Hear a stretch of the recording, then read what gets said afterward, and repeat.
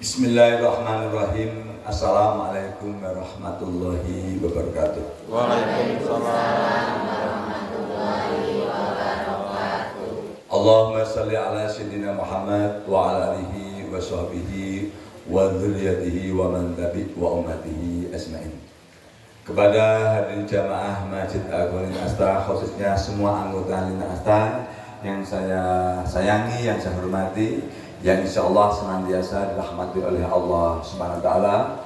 Pada kesempatan pagi hari ini, hari Selasa, tanggal 19 Agustus tahun 2025, saya Dr. Muhammad Burhan akan menyampaikan tentang amalan ibadah pada malam atau hari Rabu Wekasan. Jadi Rabu Wekasan itu adalah Rabu terakhir di bulan Syawal setiap tahun itu ada. Jadi Rabu Wekasan itu pokoknya Rabu terakhir di bulan Safar. Nah, terus kenapa? Ini ada syariatnya, ada budayanya. Jadi kalau secara syariat itu hadis Kanjeng Muhammad SAW riwayat Ibnu Abbas. Ibnu Abbas itu adalah putranya Sayyidina Abbas. Sayyidina Abbas itu adalah pamannya Kanjeng Nabi.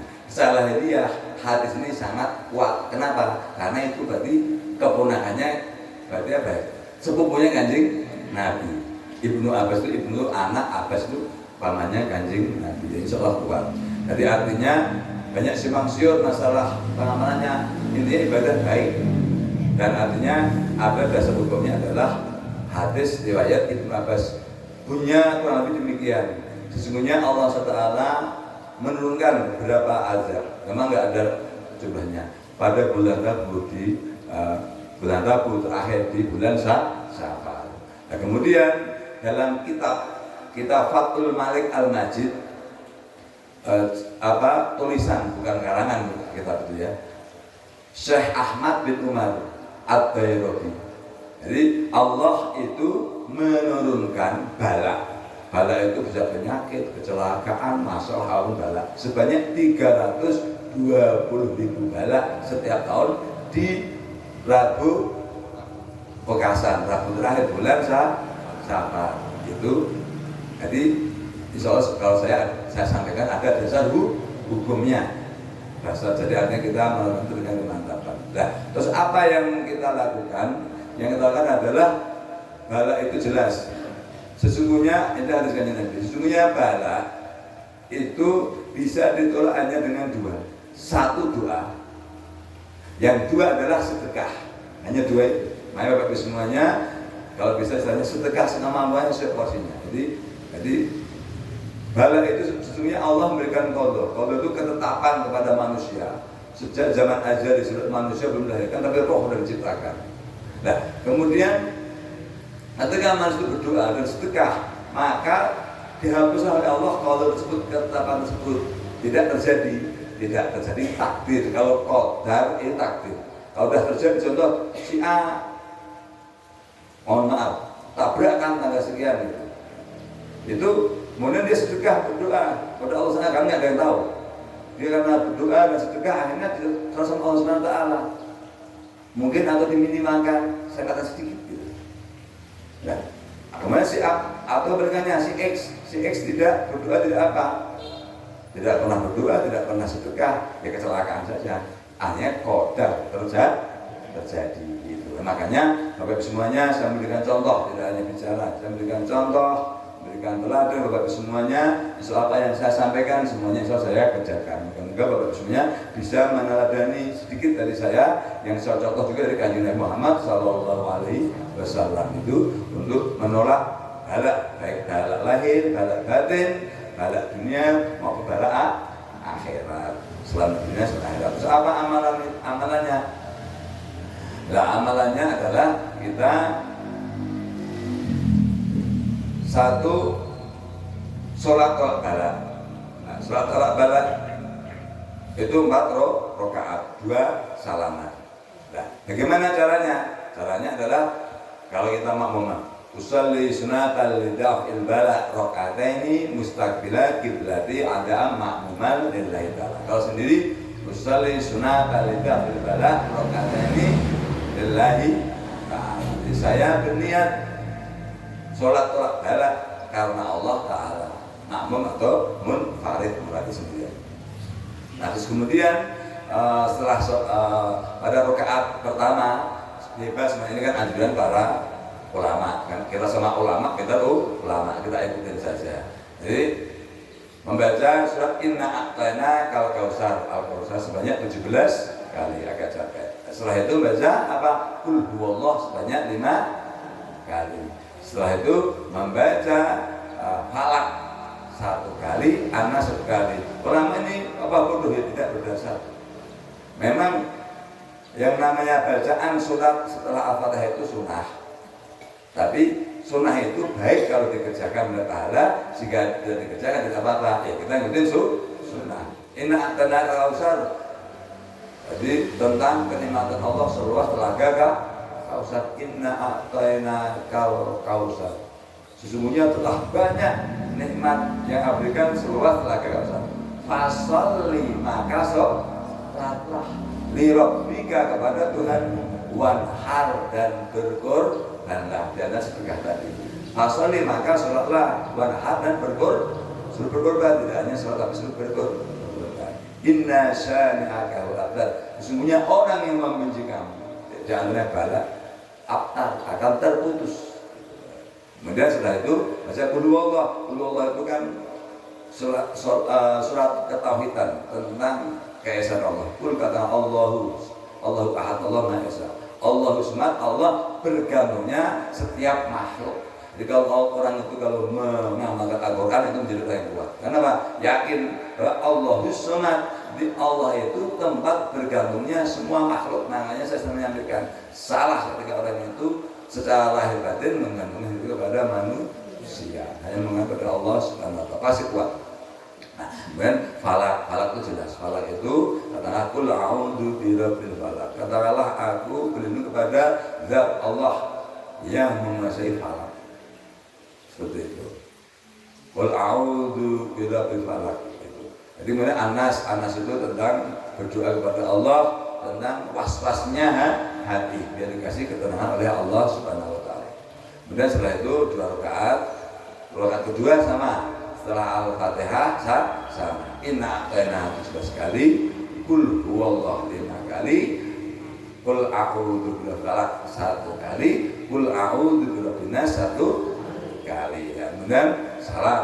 Setelah salam ulangi lagi sampai 4 rakaat. Agak capek tapi penting, setahun sekali Bapak Ibu semuanya. Setelah tolak bala. Artinya kita akan menolak bala selama setahun. Kepada siapa? Memohon kepada Allah Subhanahu wa Ta'ala. Ya. Memang ada sih budaya-budaya yang kurang baik. Contohnya di daerah tertentu, daerah Yogyakarta, tolak balanya membeli kerbau dikasihkan Nyi Roro itu tidak bisa. Kenapa? Tidak bisa. Ada yang memiliki manfaat maupun mudarat kecuali hanya illa billahil aliyyil azim. Nah, tapi kalau sekedar menghormati, bagaimana cara menghormati yang sudah meninggal? Tahlilan, ya enggak? Tentu ada. Termasuk mungkin kalau Kanjeng Ratu itu sudah meninggal dunia, ya kita doakan saja ditahlilkan, bukan kita menyembah hanya kepada Allah Subhanahu wa Ta'ala. Iyyaka na'budu wa iyyaka nasta'in. Kepada Engkau ya Allah aku menyembah, wa iyyaka nasta'in, kepada Engkau ya Allah aku mohon pertolongan. Nah, setelah itu kita membaca zikir. Habis sholat kemudian zikir, membaca istighfar sebanyak 100 kali. Istighfar artinya apa? Kita mohon ampun dari sini. Kemudian baca tasbih. Subhanallah wa bihamdihi subhanallahil azim. Kemudian baca selawat. Selawat itu yang lengkap. Lengkap itu bagaimana? Kepada Kanjeng Nabi, keluarganya dan sahabatnya minimal cukup lengkap kayak saya sampai ke umatnya. Jadi Allahumma sholli ala sayyidina Muhammad wa ala alihi wa sahbihi wa salam. Itu pendeknya tapi lengkap. Jadi ya Allah, berilah selawat, penghormatan, keselamatan, kesejahteraan kepada Gusti Kanjeng Muhammad, keluarganya dan sahabatnya. Harusnya Allahumma sholli ala sayyidina Muhammad wa ala alihi wa sahbihi dan pengikutnya. Kemudian wa ummatihi ajmain, dan seluruh umatnya Kanjeng Nabi. Itu lebih bagus. Kenapa? Perintahnya itu setiap hari kita harus mendoakan bersama umat Islam. Jadi ayo minimal Allahumma sholli ala sayyidina wa maulana Muhammad wa ala alihi wasallam. Allahumma sholli ala sayyidina Muhammad wa ala alihi wasallam. Itu 100 kali. Jadi ini kalau saya baca lama-lamanya itu 15 menit. Apalagi tasbihnya diputarnya cepat gitu. Nah kita yang tengah. Jadi kalau tasbihnya diputar cepat cuma 10 menit. Tapi enggak. Jadi kalau yang benar itu ya astagfirullahaladzim, sebenarnya sapi. Jadi itu yang lebih 10 menit ketemulah 30 menit. Karena setelah itu hasbunallah wa ni'mal wakil, ni'mal maula wa ni'man nasir. Apa hasbunallah? Cukuplah bagi kami Allah. Wa ni'mal wakil sebagai apa? Pelindung. Wa ni'man nasir dan sebagai penolong. Itu luar biasa. Jadi semua ajaran agama Islam ini luar biasa. Jadi membuat cerdas. Kalau orang itu mengamalkan agama Islam, membuat cerdas. Kenapa? Karena bergantungnya kepada Tuhan yang Maha Esa. Kalau bergantungnya sama manusia nggak akan cerdas. Jadi kurang lebih demikian tentang amanah ketukulasan. Semoga Allah Subhanahu Wa Taala menjauhkan kita dari balak, baik balak lahir maupun balak batin, penyakit lahir maupun penyakit batin. Penyakit batin paling bahaya apa? Penyakit hati. Apa penyakit hati itu? Iri, dengki, emosi, jengkel, amarah, dendam. Itu menjadi penyakit. Gimana? Saya sebagai seorang dokter, itu yang namanya semua penyakit itu cuma jadi laju aliran darah. Nah, laju aliran darah dalam tubuh kita ini tergantung hormon. Jadi ketika manusia itu hatinya itu sesek, banyak dendam, jengkel dan sebagainya, amarah dan dengki, itu menimbulkan hormon namanya hormon epinefrin, itu naik, langsung pembuluh darah menyempit. Nah, ketika pembuluh darah ini menyempit, ini akhirnya laju aliran darah menjadi lambat. Akhirnya jantung pengen memumpah biar mencukupi. Akhirnya apa? Terjadilah pecah jantung, stroke. Itu saya nggak bohong. Nah, kemudian karena jantung, karena ini memumpahkan terus, akhirnya gagal jantung. Akhirnya apa?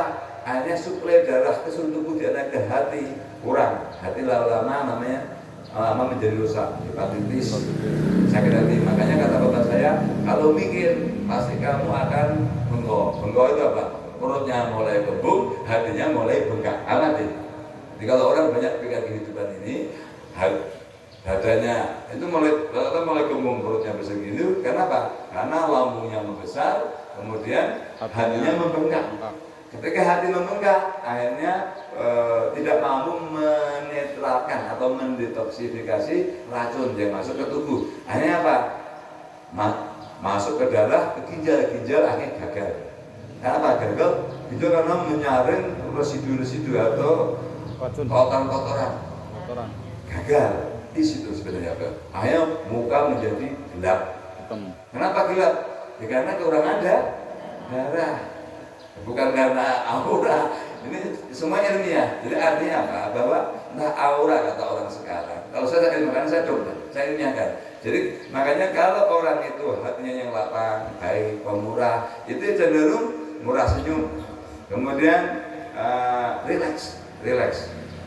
Makan sedikit tercukupi. Kenapa? Karena ada darah lancar sehingga energi terpenuhi. Jadi seperti itu. Jadi Bapak percaya sama saya. Jadi makanya kalau nggak enak hati, hajar aja sekalian. Maksudnya dia tidak menggerut. Nggak, itu salah. Jadi hal itu diantara kekurangan saya. Jadi kalau saya daripada nggak enak hati, hajar aja biar puas hatinya. Itu ngikutin setan tadi ya. Tapi semuanya bukan ngikutin. Jadi lebih demikian, lebih semuanya. Jadi yang jelek-jelek dari saya jangan diikuti. Yang baik-baik itu diikuti. Terima kasih. Kurang lebih demikian. Saya mohon maaf atas segala kekurangan. Insya Allah jika ada kekurangan dari Allah SWT, jika ada kesalahan dari saya beri lagi. Terima kasih. Wassalamualaikum warahmatullahi wabarakatuh.